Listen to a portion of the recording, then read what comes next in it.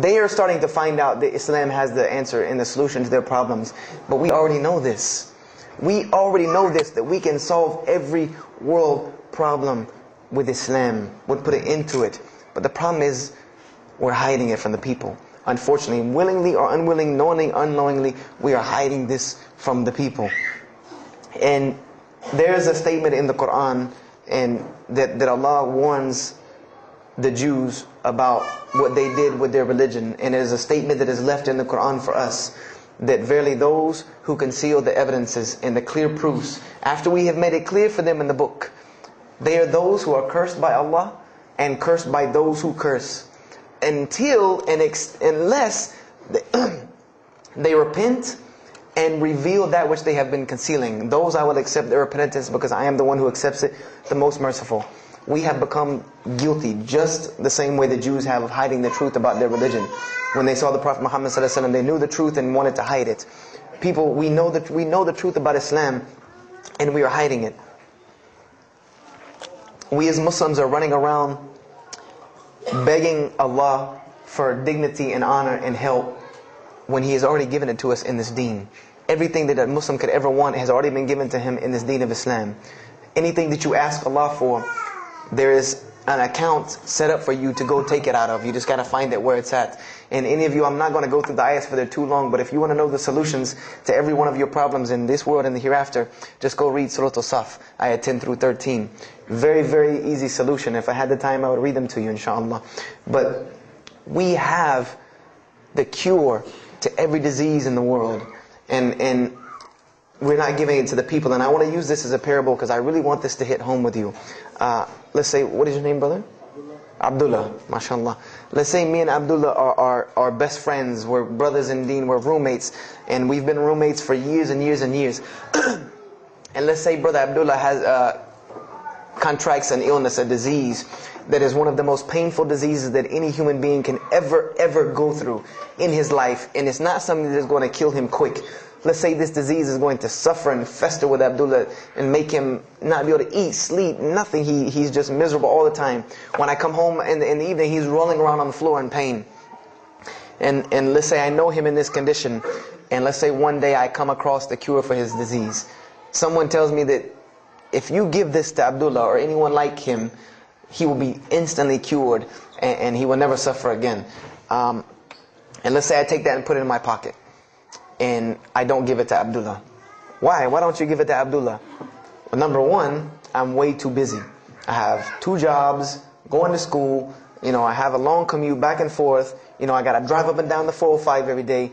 I don't have time to give Abdullah this medicine, man. If he wants the medicine, he'll go get it himself. I don't have time, I'm really busy. Number 2, I'm not a doctor. I should not be prescribing Abdullah medicine, and I'm not knowledgeable in medicine. He should, if he wants help, he should go see a doctor. I'm not a doctor. Number 3, Abdullah's, please forgive me, but Abdullah's kind of stubborn.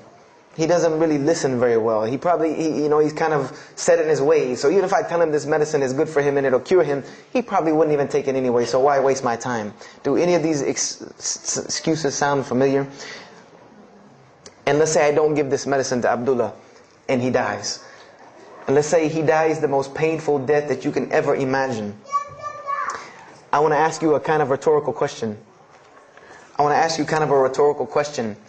Do you think on the Day of Judgment that Allah is going to call me and Abdullah up and ask him about this incident between me and him because I've oppressed him? I have oppressed him. I've allowed him to suffer knowing that I could ease his suffering. I'm sure Allah is going to ask us about this. But the beauty about Islam is that if Abdullah was a good Muslim, bore this disease patiently and died, he dies as a shaheed, inshallah.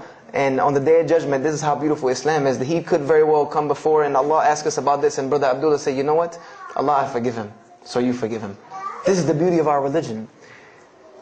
And Allah will forgive me. But the disease I want to tell you about is the disease that every single non-Muslim walks around with every single day, and they don't even know it. It has no real physical symptoms, and that's the disease of shirk, the disease of being jahl, being ignorant about Allah subhanahu wa ta'ala. Allah gives them life, and they worship someone else. Allah feeds them, and they thank someone else. He created them and fashioned them in the womb of their mother and knows them better than they know themselves. And they have no idea who He is. They don't even know who He is. If that doesn't pain your heart to see a person in this condition, then for sure the hearts have become hardened. Because when I see non-Muslims, especially when I sit in places like airports, I see this disease. I see it on them. I see them walking around with it. And there's so many of them passing me, I think to myself, there's no way I could talk to all of them. There's nothing I can do. And this disease is something that not only is not going to show up as a physical symptom, and is going to leave them ignorant about Allah subhanahu wa ta'ala, but when the day they die, they will die the most physically painful death that anyone can ever suffer. The Rasulullah said that when the angel of death comes to the disbeliever, it doesn't come kindly. He yanks the soul through the nose, and it's as if his flesh is torn from his bones. It's as if they take Brother Abdullah and turn him upside down and stuff him in a human paper shredder. This is the death that is waiting for those who do not know Allah subhanahu wa ta'ala. And you know the unfortunate thing? That while you've been sitting here listening to me, thousands of people have died. Thousands of people have lost their life not knowing Allah while I'm talking to you right now. People in this city have lost their life, and there's nothing we can do about them. They're gone. It's too late for them. We can't save them even if we want to. And that's a deplorable, deplorable, sad, sad fact that we can't save them. But there are many, many, many, many who we can save. And that all that takes is us taking this light of Islam we have and showing it to the world. There's a statement in the Bible, and I finish with this. Whether Jesus alayhi salam said this or not, doesn't matter, because this statement is one of the most profound statements that has been somewhat of a focus for me in my mission of da'wah. It is said that no one would bring a candle into his home and then place a bucket on top of it, because then no one would benefit from the light. No, if someone would bring a candle in their home, they would set it on the table in the middle of the room so that everyone could benefit from this light. And unfortunately, the Muslims of this generation, we are a bunch of candles with buckets on top of it. No one can see our light. No one can see the beauty of Islam in it. Believe me, if you don't see it, believe me, take it from someone who was once standing on the outside looking through the window at that light. It is one of the most beautiful things you can ever lay your eyes on. It is a treasure to be found of treasures. And everyone else can see this, and they will see this if we show it to them. If we allow Islam to be Islam. If we start becoming Muslims, meaning that the best form of da'wah that you can do to this world is very, very simple. It's not complex. It doesn't take a 10-hour workshop, even though some of the details do. But if you want to know the way, the best way to do da'wah is for Muslims to be Muslims. That's it. Study our history. Study the history of Islam. Why was the world conquered by Islam? Not through military campaigns and wars, but through Muslims being Muslims. The most populated Muslim country, Indonesia, was because of Muslims being Muslims. A few Muslims deciding to get up off their behinds and go to another country and live their life as Muslims, not shaving off their deen to be pleasing to those people, but being Muslims. And when the people asked them and inquired, what is it about you backwards Arabs that we've heard all these crazy things about? Now you come out of the desert with pristine moral and character, and you have better ethics and morals than we do. What is it that has happened to you people? And their answer was, La ilaha illallah, Muhammad Rasulullah. That we believe in Allah and He has sent us a man named Muhammad, and we emulate his lifestyle. That's why we're like this. This is what conquered the world for Islam. This is what conquered people's hearts for Islam. Was the truth and the beauty of it and its simplicity of its message. This is what brought me, and this is what the world needs.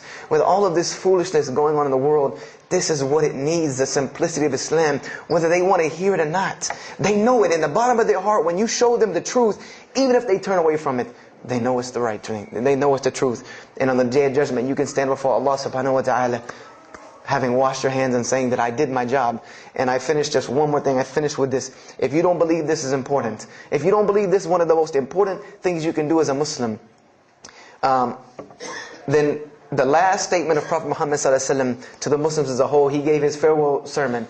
And we know that what his farewell sermon was a summary or a synopsis of what Islam is and its general principles. And he knew this was the last thing he was going to say to the Muslims as a whole. And how did he end this sermon? Those who are here, pass this on to those that are not here.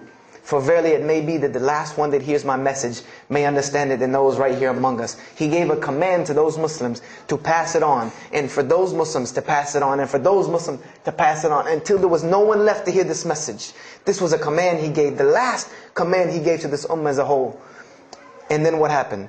He pointed His finger to the heavens and said, "O Allah, bear witness that I have indeed conveyed your message." And upon saying this, what happened? Allah revealed the surah, "This day I have perfected for you your deen, and completed my favor for you, and chose for you Islam as your religion." And the last statement that Prophet Muhammad ﷺ gave to us before this was revealed was that we must pass this message on. He gave us that duty. He took that duty that was only reserved for prophets. No one else, no other. If you don't believe me, go read Surah Al-Bayna about what was commanded of the other nations. No other nation was given this opportunity and blessing to pass on this deen except us. Because there are no more prophets coming.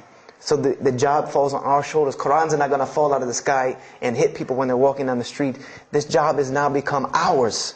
And just like if the Prophet